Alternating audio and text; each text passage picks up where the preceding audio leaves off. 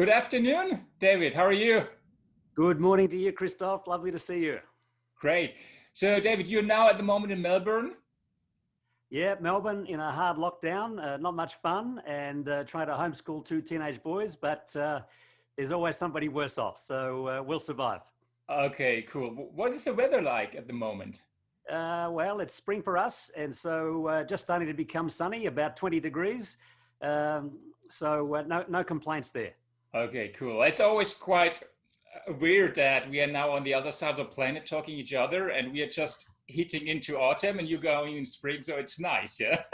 Well, I think Christoph, with the internet the last 25 years, there's more and more globalization, and I think particularly with COVID in the last few months, people are doing more and more Zooms and Teams meetings. So it's great to be able to share some ideas together. Yeah, great.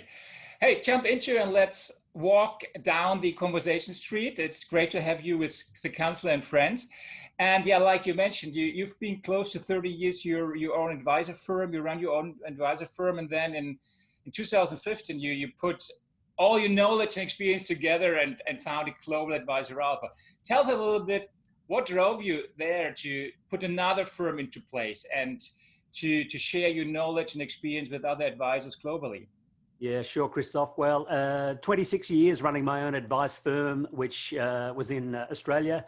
It started off slowly the first 13 years, but we really started to gain some traction after finding lifelong cash flow modeling, which was a key part of our value proposition, evidence-based investing.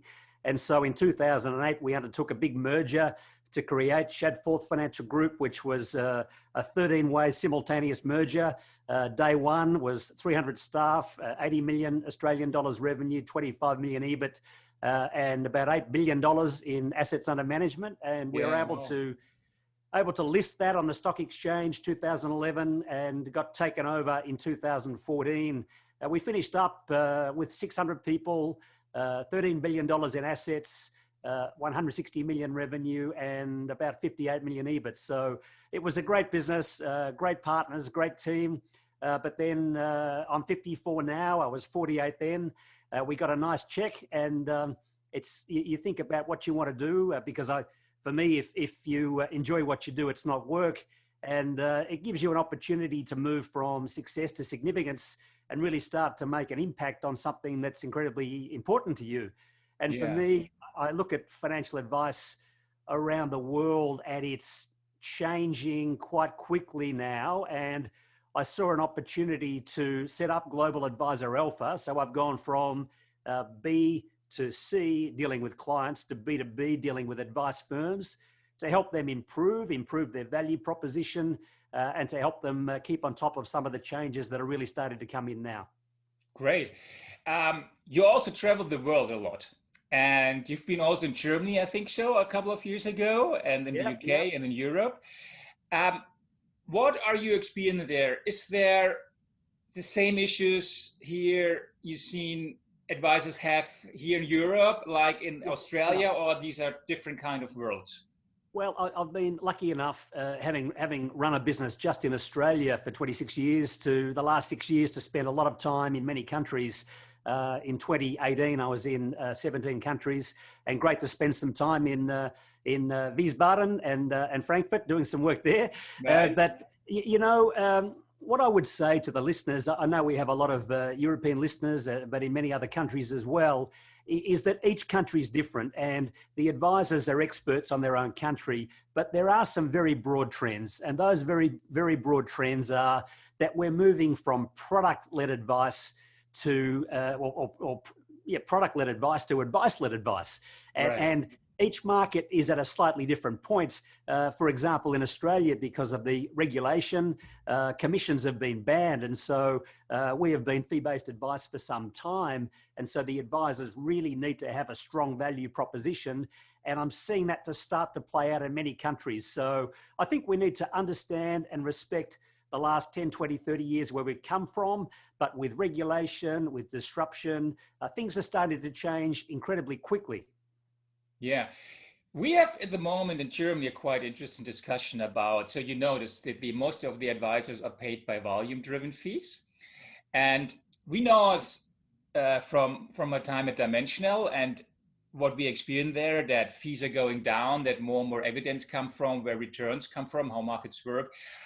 How do you see to say, okay, can advisors still go on, say, okay, we are volume driven based by the volume we manage for since the assets we have? Or do you see there trends as, okay, it's nothing to do with the investment part since the markets are creating the returns? So how can be a revenue model look like in the future? I think for me, if there was one key word that the listeners took out today, it would be value. And my favourite saying is that cost is only an issue in the absence of value. And I think what's happening is, again, respecting the past 10, 20, 30 years ago, where advisors were paid by selling product and taking commission as a price taker. They were told by the product manufacturers what their time and what their margins were worth. And that's all changed past tense in some countries and changing in others. But I think now advisors need to be price makers, not price takers, where they're able to charge a fee for the value they add. And the good news for advisors, I think, is margins on asset management are unquestionably coming down, on platform are unquestionably coming down, but on advice, I think they're being maintained or even increasing if they have a strong value proposition. What kind of price models do you see there, and what kind of price they're charging? Well, when you say there, of course, I work in many countries and I experience everything from commission-based advice still. I do a lot of work in Asia, Singapore, Hong Kong, still very commission-based. Just starting to have that fee-based conversation.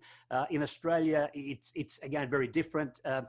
So I can give you some really good knowledge from Australia because I think it's not the leading market in the world, but it's highly regulated. And I think it's certainly one of the leading markets. Yeah. Assets under management fees really took over from commissions probably 10, 15, 20 years ago. So it's been a very AUM-based market. But I think more and more as people are questioning whether advisors are adding value by running portfolios, there is a small but increasing number of advisors that are starting to charge annual retainer fees that are unrelated to assets under management. So, and from what I can see, that conversation is just starting to play out in the US as well. Okay, I can confirm this as well, that since the margins are so going down in the asset management part, it's really questionable. I think for an advisor, it doesn't make any difference if you're serving 500,000 or 5 million. Yeah, so that's quite interesting development. Hey, David, you wrote an excellent book, 2017, together with Barry Lowelly, which I also know very well. I really, really love him. It's about the life first advisor. I love the title, Life First, not product first, yeah? And in this book, you describe 5 mega trends, which you observed globally. What are these 5 mega trends in a short version? Yeah, sure. So Barry has a psychology background from Vancouver, Canada. I'm based in Australia. We spent a lot of time working together when I was advising, and I took a lot of great thoughts and ideas from Barry. He spoke from a psychology perspective that most financial advisors talk with their left brain. That's the side of the brain that they think with and they talk to. And what they really need to do is to be articulating things from a right brain perspective. People make decisions on their right brain with diagrams and goals and outcomes. So we wrote this book called The Life First Advisor because, of course, financial advice in the past was product-led and they used salespeople or distribution to sell a product to a customer.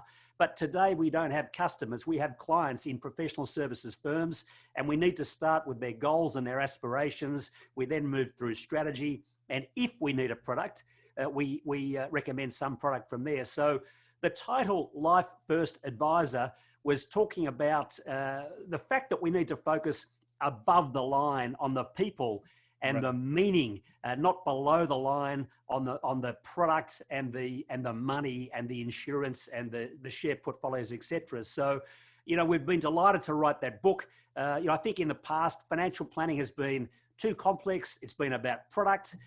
It's been restricted to too few people. But the whole idea of the Life First Advisor was to try and give people a roadmap as to how they can move their proposition from below the line to above the line and start to talk about goals and aspirations with real goals-based advice.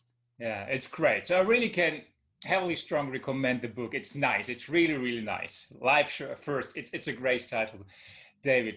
Hey, let's come shortly to an end. Conversation Streets is coming down.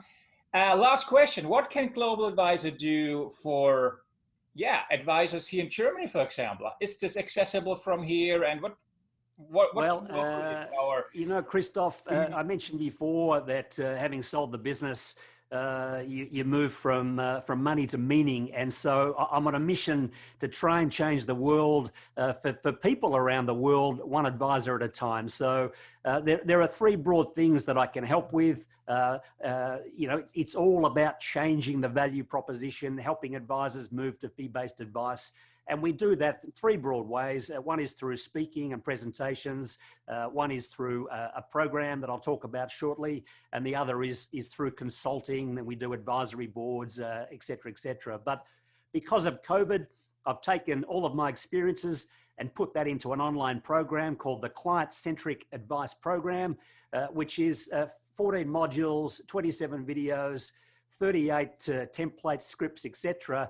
And I think it can help advisors all around the world. I've taken what I saw as best practice from many coaches that I used over the years and put that into one program to help advisors to navigate their own roadmap of this ever-changing value proposition. So they can find that online at globaladvisoralpha.com. Take a look. Any questions? I'm very, very happy for them to shoot me an email and we can have a Zoom.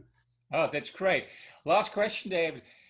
What I discovered while I was with Dimensional, that especially the German advisors were also always very interested in sharing experiences with other advisors from other countries. Do you have a kind of let's call global community where is a kind of exchange of opinions and experiences available?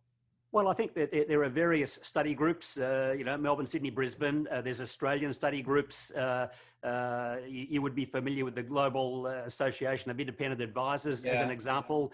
And so each different study group typically have some core beliefs. So the Global Association of Independent Advisors started off in Australasia, Australia, New Zealand, but now there's members in Switzerland, in the UK, US, et cetera, et cetera. So from a personal perspective, I'm not part of any global study group, but very happy to share some ideas if someone wants to shoot me an email.